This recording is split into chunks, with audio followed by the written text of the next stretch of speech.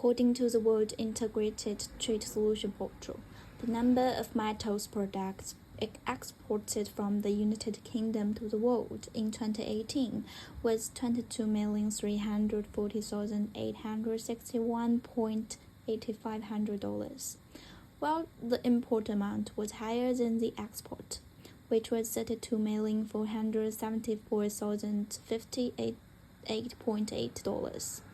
Based on the above data and the calculation formula of the Intra-Industry Trade Index, herein referred to as the IIT Index, the IIT Index of its metals products in 2018 is 0.82.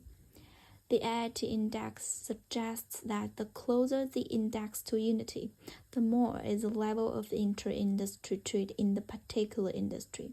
In other words, based on the data above, the United Kingdom has a relatively high level of intra-industry trade consolidation of metals products. Generally, capital-intensive industry tend to have a higher IIT index. Since this industry requires a large number of technical equipment and a relatively immense investment, it needs to invest extensive money in the operation process.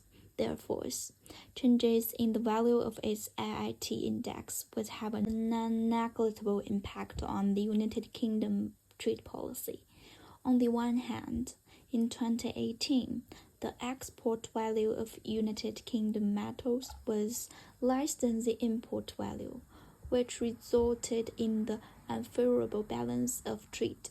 To avoid the outflow of domestic capital resource caused by a large trade deficit, the government needs to intervene and implement domestic trade protection policy. For example, a certain level of import duty is imposed on the product to protect domestic producers from high prices caused by import competition.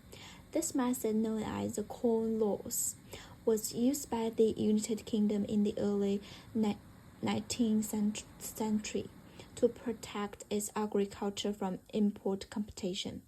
To a certain extent, it has played a role in restraining the influx of import goods into market. However, after the implementation of the law, domestic grain prices increased rapidly, so workers demand higher salaries, and foreign countries also raised import taxes on other products accordingly.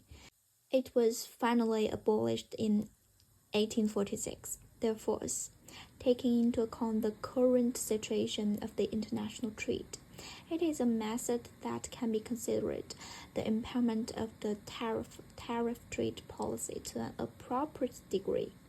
On the other hand, authorities can implement the trade policy on how to increase exports. Export subsidies are payments made directly or indirectly by country governments to one or more its exporting industries.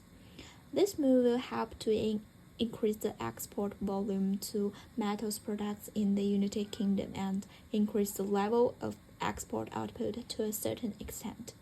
Similarly, the export of this product and improve domestic production efficiency.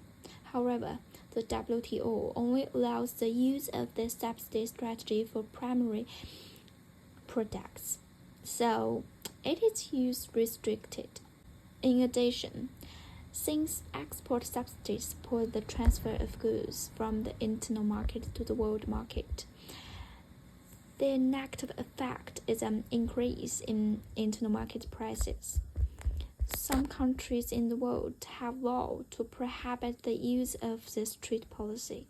Overall, the impact of the IIT index on trade policy occurs across multiple trade products and among different countries that trade with each other. To reduce its adverse effects, we should understand and observe the market and make accurate and active responses on time according to the actual situation.